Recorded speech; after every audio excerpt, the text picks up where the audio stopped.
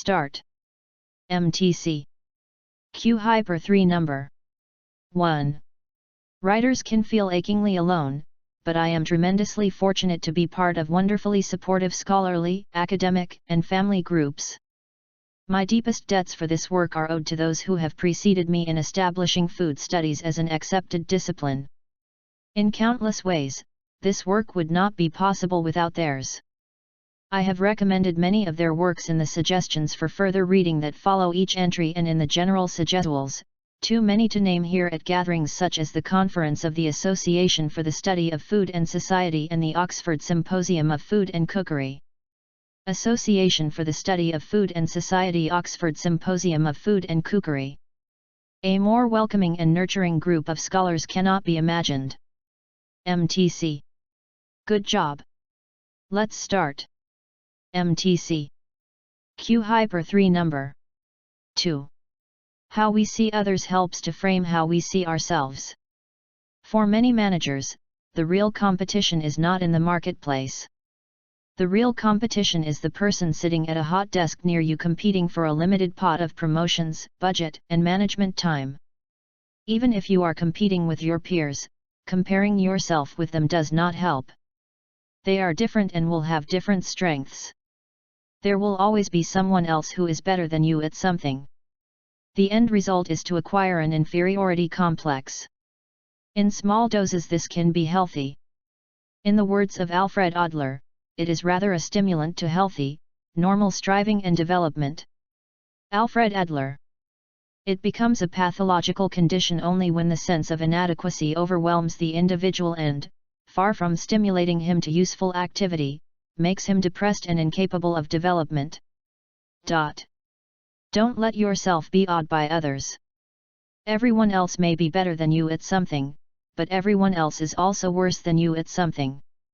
MTC. Good job. Let's start. MTC. Q-3 number 3. The theatre at Epidaurus was an example of ancient Greek civic architecture meant to be enjoyed by the general public. Epidaurus. The art of the theatre was an important part of ancient Greek culture and religion, as religious ceremonies were incorporated with music and dance, and performed in public spaces.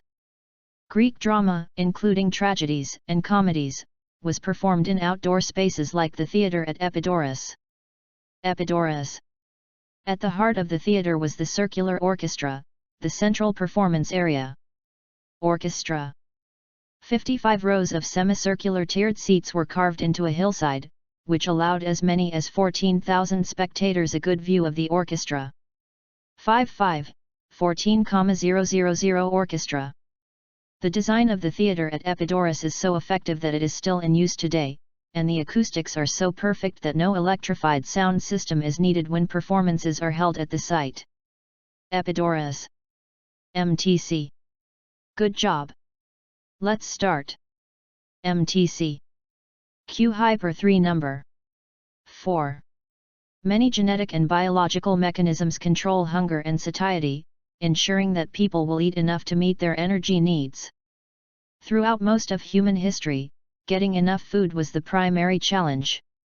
The human body developed to function in an environment where food was scarce and high levels of physical activity were mandatory for survival. This situation resulted in the development of various physiological mechanisms that encourage the body to deposit energy, i.e., fat, and defend against energy loss.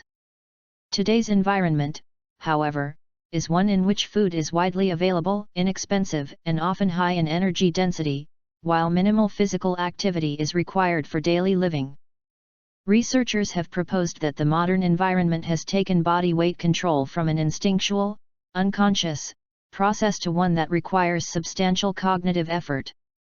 In the current environment, people who are not devoting substantial conscious effort to managing body weight are probably gaining weight. This means that nutrition education has an important role. MTC. Good job. Let's start. MTC. Q-3 number 5. What makes us so adaptable? In one word, culture, our ability to learn from others, to copy, imitate, share, and improve. When humans learn to communicate using oral and, later, written language, ideas, knowledge, and practices, how to make a fishhook, build a boat, fashion a spear, sing a song, carve a god, could replicate and combine like genes. But unlike genes, they could jump from one mind to another across distances of time and space. Culture freed humans from the limitations of their biology. According to evolutionary biologist Mark Pagel, when humans discovered culture, they achieved a momentous shift in the balance of power between our genes and our minds. Mark Pagel. Humans became the only species to acquire guidance on how to live from the accumulated knowledge of their ancestors, rather than just from their DNA. MTC. Good job. Let's start. MTC. Q-3 number 6. Although common sense knowledge may have merit, it also has drawbacks, not the least of which is that it often contradicts itself. For example, we hear that people who are similar will like one another, birds of a feather flock together, but also that persons who are dissimilar will like each other, opposites attract. We are told that groups are wiser and smarter than individuals, 2 heads are better than 1, but also that group work inevitably produces poor results, too many cooks spoil the broth. Each of these contradictory statements may hold true under particular conditions, but without a clear statement of when they apply and when they do not, aphorisms provide little insight into relations among people. They provide even less guidance in situations where we must make decisions. For example, when facing a choice that entails risk, which guideline should we use? Nothing ventured, nothing gained, or better safe than sorry. MTC. Good job. Let's start. MTC. Q-3 number 7. Very recently, scientists have been able to add a level of complexity to the classification of organisms. Researchers now use genetic or molecular techniques to complement taxonomic techniques. Specifically, they look at organisms' DNA in order to classify them according to their degree of relatedness. DNA. This capability is important because animals frequently seem to belong in the same category based on a similar appearance when, in fact, these distant relatives have come to take on a similar appearance because it became advantageous for one reason or another. As an example of such misleading similarities in appearance, many flies look like bumblebees, likely because the sting of a bumblebee may make predators think twice. Though they look superficially like bumblebees, genetic and taxonomic techniques confirm that they are as related as dogs are to cats.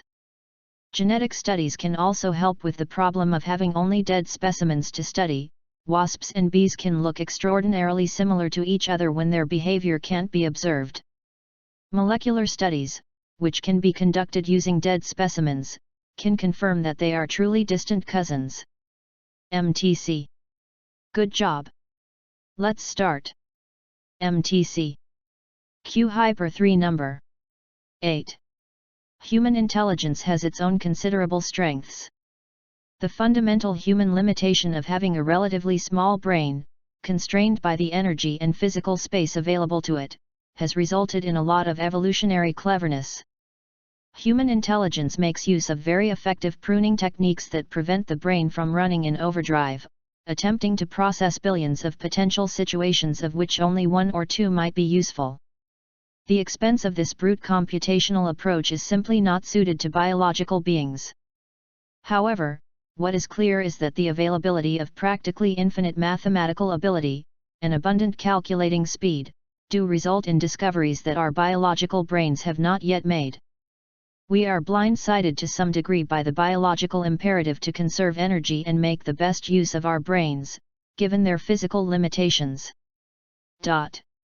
In this way, machine thought, which can leverage incredible amounts of energy and space, is fundamentally different. Humans' biological constraints have developed pruning techniques, but machine thought is fundamentally free from such constraints, which leads to greater achievements. MTC. Good job.